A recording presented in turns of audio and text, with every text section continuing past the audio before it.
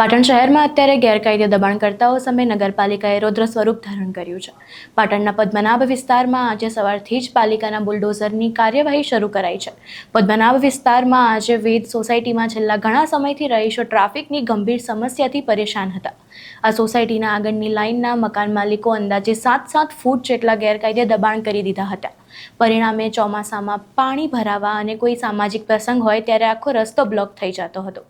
આજુબાજુની સોસાયટીના રહીશો વારંવાર રજૂઆત બાદ પાટણ નગરપાલિકાએ આખરે લાલ આંખ કરી છે. નોટિસની મુદત પૂર્ણ થતાં આજે તારીખ 18 ફેબ્રુઆરી 2026ના રોજ ચીફ ઓફિસર હિરલબેન ઠાકરની સીધી દેખરેખ હેઠળ નગરપાલિકાનું બુલડોઝર વેદ સોસાયટીએ પહોંચ્યું હતું.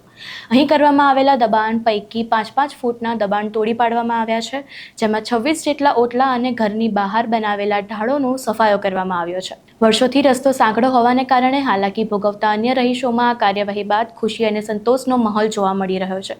તંત્રની આ કડક કામગીરીએ દબાણકર્તાઓને સ્પષ્ટ સંદેશ આપી દીધો છે કે ગેરકાયદે બાંધકામ હવે ચલાવી લેવામાં આવશે નહીં.